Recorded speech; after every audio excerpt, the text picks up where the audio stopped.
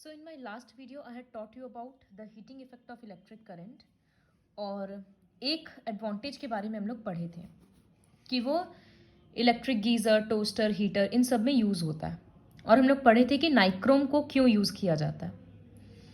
Now we'll continue the rest of the chapter in this video.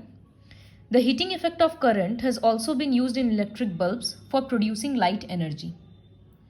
तो अब heating effect से हम लोग लाइट कैसे ले रहे हैं? तो देखो, बल्ब में एक फिलामेंट होता है. मतलब अगर हम उसको ऐसे ड्रॉ करेंगे तो ये बल्ब का दो एंड है, वायर है इस तरह से, यहाँ बीच में एक वायर रहता है इस तरह से, फिर वो बल्ब रहता है ऊपर में. So this thin wire is called filament. ये ऐसे मटेरियल का होता है जब यहाँ से इलेक्ट्रिसिटी पास हो रहा है और ये फिलामेंट में आ रहा है तो फिलामेंट का भी रेजिस्टेंस हाई होता है, जिसके कारण वो जो इलेक्ट्रिसिटी है वो हीट एनर्जी में कन्वर्ट हो जाता है. और जब कोई चीज़ बहुत ज़्यादा गर्म हो जाता है तो वो उसमें से लाइट निकलता है. जैसे आयरन गर्म होकर रेड कलर हो जाता है, नाइक्रोम भी रेड हो जाता है. तो ठीक उसी तरह से इससे इलेक्ट्रिसिटी पास होता है और ये फिलामेंट हीट होकर लाइट एमिट करने लगता है. तो रेजिस्टेंस हाई होना चाहिए. दूसरा क्या फीचर होना चाहिए? इसका भी मेल्टिंग पॉइंट हाई होना चाहिए ताकि वो पिघल ना जाए. तीसरा ये होना चाहिए कि ऑक्सीडाइज ना हो जाए, इतना हीट में वो रिएक्ट करके ख़राब ना हो जाए. मतलब 2-3 बार बल्ब यूज़ किया और ख़राब हो जाए, वैसा नहीं चलेगा. और कोई कोई मटेरियल होता है जो गर्म होकर रेड हो जाता है, कोई कोई वाइट होता है. तो फिलामेंट ऐसा ही चूज़ किया जाता है कि वो वाइट हॉट हो. See, the filament of an electric bulb is usually made of tungsten wire. Tungsten एक मटेरियल है, मेटल है, उसका बॉइलिंग पॉइंट सबसे हाई होता है. जब करंट उससे पास करता है तो वो वाइट हॉट हो जाता है और ग्लो करने लगता है. काफ़ी स्टेबल है तो काफ़ी साल तक वो इस तरह से काम कर सकता है बिना खराब हुए. So this is the second advantage of heating effect of electric current.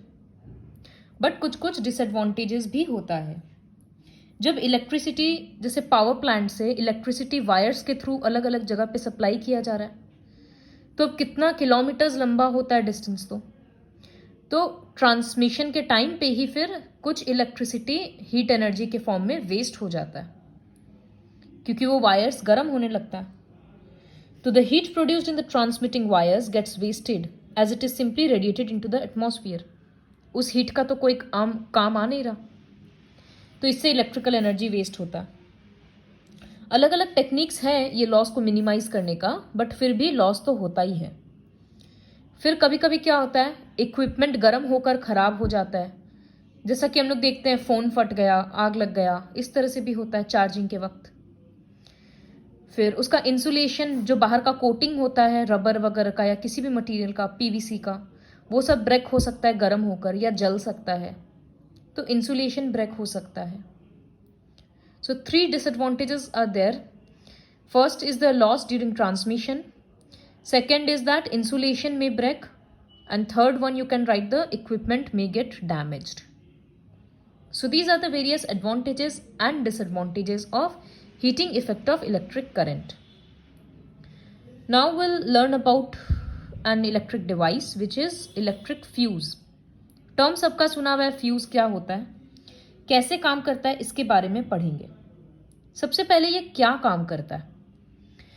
तो इसका काम ये है कि अगर बहुत ज़्यादा करंट एक रूम में या कहीं पर भी अगर बहुत ज़्यादा करंट लिया जा रहा है और ख़तरा हो जाता है कि इतना ज़्यादा करंट एक जगह से ड्रॉ हो जा रहा है तो वहाँ पर ज़्यादा हीट ना प्रोड्यूस हो जाए, तो ये फ्यूज़ ब्रेक हो जाता है.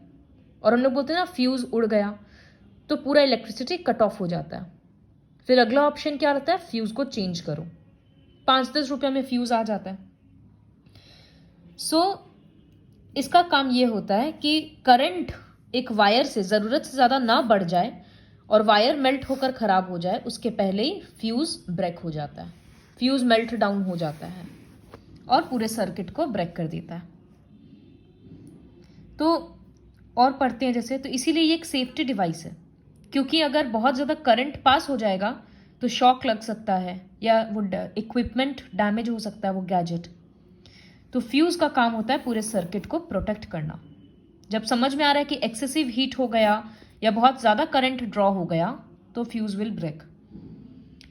कब हो सकता है इन सब की, लाइटनिंग वगैरह के केस में, या अगर वो मल्टीपिन सॉकेट्स लगाकर होता है ना कि 2-3 चार्जर एक ही जगह से कनेक्ट कर दो, तो उन सब केसेस में ये सब होता है। There is always a maximum limit of the current which can flow safely through a given circuit और अ गिवन अप्लायंस। हर अप्लायंस के पीछे उसका रेटिंग लिखा रहता है कि इतना पावर, इतना करंट वो सेफली ले सकता है।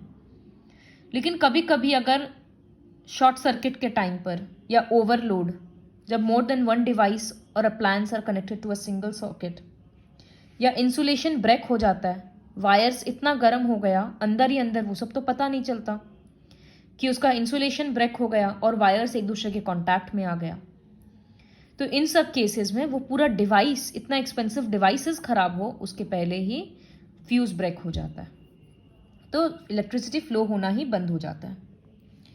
तो वो कैसे होता है? ये एक फ्यूज़ है, T1 और T2 के बीच में एक वायर जाता है पतला सा, जिसको बोला जाता है फ्यूज़ वायर। जब बहुत ज़्यादा इलेक्ट्रिसिटी फ्लो हो रहा है, सपोज कैपेसिटी है फ्यूज़ का 5 एम्पियर, मतलब करंट इतना ले सकता है, एक सर्किट है जिससे इतना करंट सेफली फ्लो हो सकता है। तो सपोज अब 5.5 एम्पियर का करंट फ्लो करने लगा सर्किट से अचानक से, किसी भी रीज़न से, तो ये फ्यूज़ का वायर क्या होगा, हीट के कारण पिघल जाएगा, मेल्ट होकर ये ब्रेक हो जाएगा, तो सर्किट ब्रेक हो जाएगा, सर्किट खुल जाएगा, जिसकी वजह से करंट फ्लो होना इमीडिएटली स्टॉप हो जाएगा। तो अगर कोई डिवाइस खराब होने वाला रहता तो वो नहीं होगा, फिर फ्यूज़ को रिप्लेस किया जाता है। तो इस तरह से ये सेफ्टी का काम करता है। Fuse wire is the first wire to melt down. अगर ओवरलोडिंग कभी भी होता है तो सबसे पहले फ्यूज़ वायर ही मेल्ट होता है। This happens when the circuit is close to और more than the specified safe limit in the current.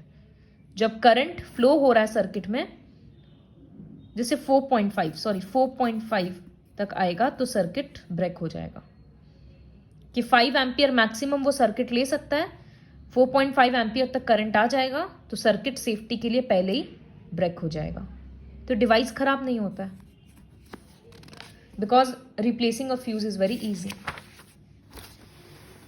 तो अब फ्यूज़ का अलग अलग लिमिट होता है। कोई हैवी मशीन यूज़ करना है तो उसके लिए 5 एम्पियर बहुत कम है, तो वहाँ पर ज़्यादा अमाउंट का फ्यूज़ लगाया जाता है ताकि वो तुरंत ब्रेक ना हो जाए। तो रेटिंग्स के अकॉर्डिंग, मतलब अपने लिमिट के नीड के अकॉर्डिंग यूज़ किया जाता है। अब लेकिन फ्यूज़ेस के बदले इस तरह से MCB होता है, मिनिएचर सर्किट ब्रेकर। तो इसमें क्या होता है, जब ओवरलोडिंग या कुछ भी प्रॉब्लम होता है तो ये एक स्विच के जैसा होता है, ये नीचे गिर जाता है, मतलब ऑफ हो जाता है, तो सर्किट ऑटोमेटिकली ब्रेक हो गया। फिर समझ में आ गया कि ओवरलोडिंग या कुछ प्रॉब्लम हुआ है, तब जाकर वापस हम लोग इसको स्विच ऑन कर देते हैं तो करंट वापस आ जाता है। तो वो हर बार फ्यूज़ को चेंज नहीं करना पड़ता, इसीलिए इसको बोलते हैं मिनिएचर सर्किट ब्रेकर्स, क्योंकि ये सर्किट को ब्रेक कर रहा है। This was all about the heating effect of electric current. Now, I'll just give a brief introduction on magnetic effect of electric current. Current का जैसे हीटिंग इफेक्ट होता है, उसी तरह से मैग्नेटिक इफेक्ट भी होता है। मतलब अगर किसी भी चीज़ से इलेक्ट्रिसिटी फ्लो करता है तो वो एक मैग्नेट का काम करने लगता है। जैसे ये एक वायर है, ठीक है, यहाँ पर बैटरी लगा हुआ है, यहाँ एक की है, करंट इस तरह से फ्लो कर रहा है, पॉजिटिव नेगेटिव, बहुत सिंपल सा सर्किट है। तो जब इससे करंट फ्लो कर रहा है तो यहाँ हीट तो प्रोड्यूस होगा नहीं ज़्यादा, क्योंकि ये तो ऐसे भी कंडक्टर है, और होगा भी तो उससे मैग्नेटिक इफेक्ट में कोई फ़र्क नहीं पड़ेगा। तो बेसिकली अगर यहाँ पर जैसे हम लोग कोई पिंस रखेंगे, आयरन पिंस, तो वो ये सब इससे चिपक जाएगा, क्योंकि current carrying wire behaves like a magnet. अगर हम लोग यहाँ पर कंपास रखेंगे तो उसका निडल भी डिफ्लेक्ट करेगा, तो ये सब चीज़ क्या शो करता है कि अगर किसी भी कंडक्टर से इलेक्ट्रिसिटी फ्लो होता है तो वो एक मैग्नेट बन जाता है. This is the magnetic effect of electric current. First time electricity और मैग्नेटिज्म के बीच में रिलेशनशिप एस्टैब्लिश करने वाले इंसान थे हैंस क्रिश्चियन ओरस्टेड. ये पढ़ाते पढ़ाते देखे कि इस तरह से डिफ्लेक्शन हो रहा है, उसके बारे में यू कैन गूगल इट. तब ये जाकर पूरा उस चीज़ को डिस्कवर किए. जैसा कि इस एक्सपेरिमेंट में बताया गया, बैटरी है, स्विच है, तो इसमें जब स्विच दे दिए, ऑन कर दिए, इलेक्ट्रिसिटी फ्लो कर रहा है तो कंपास का निडल डिफ्लेक्ट कर रहा है. इसका मतलब इसमें मैग्नेट है, मैग्नेटिक प्रॉपर्टीज है. उसी तरह से यहाँ पर एक स्विच ऐसे कनेक्शन किया गया, स्विच बैटरी है, स्विच है, वायर को इस तरह से सीधा खड़ा किया गया और एक होल करके कार्डबोर्ड का इसके आसपास लगा दिया गया. कार्डबोर्ड में बहुत सारा पिंस हम लोग ऐसे ही स्कैटर करके छोड़ दिए. जैसे ही स्विच ऑन हुआ, करंट फ्लो हुआ, ये एक मैग्नेट बन गया. तो ये सारा magnet iron nails, iron filings इस तरह से कॉन्सेंट्रिक सर्कल्स में अरेंज हो गया अपने आप. तो ये कॉन्सेंट्रिक सर्कल्स में ही क्यों हुआ, इसके बारे में हम लोग क्लास 10 में पढ़ेंगे. लेकिन अरेंज हो गया, इससे समझ में आ गया कि ये एक मैग्नेट है. So the magnetic effect of current is very simple, that whenever electricity is flowing through a conductor, it behaves like a magnet. और कितना अच्छा मैग्नेट है या कितना वीक मैग्नेट है वो किस पे डिपेंड करेगा. क्वाइट ऑब्वियस, अगर ज़्यादा करंट पास करेंगे तो ज़्यादा स्ट्रॉन्ग मैग्नेट होगा. तो the first factor is strength of the current. Current increase होगा तो मैग्नेटिक प्रॉपर्टी या मैग्नेटिज्म इंक्रीज होगा. और जितना हम लोग वायर से दूर जाएंगे मैग्नेटिज्म उतना ज़्यादा डिक्रीज होगा. यहाँ पर मैग्नेटिक इफेक्ट कम रहेगा, यहाँ पर मैग्नेटिक इफेक्ट ज़्यादा रहेगा. वो तो एक नॉर्मल मैग्नेट से भी होता है. ये एक मैग्नेट है, अगर यहाँ रहेंगे तो ज़्यादा डिफ्लेक्शन होगा या तुरंत चिपक जाएगा कोई भी चीज़. दूर रहेंगे, दूर कोई एक मेटेलिक ऑब्जेक्ट है तो वो हो सकता है बस इतना ही पास आके रह जाए. So these are the two factors on which magnitude of magnetism depends. And this is a brief introduction on magnetic effect of current. So watch this video also twice and try to learn everything.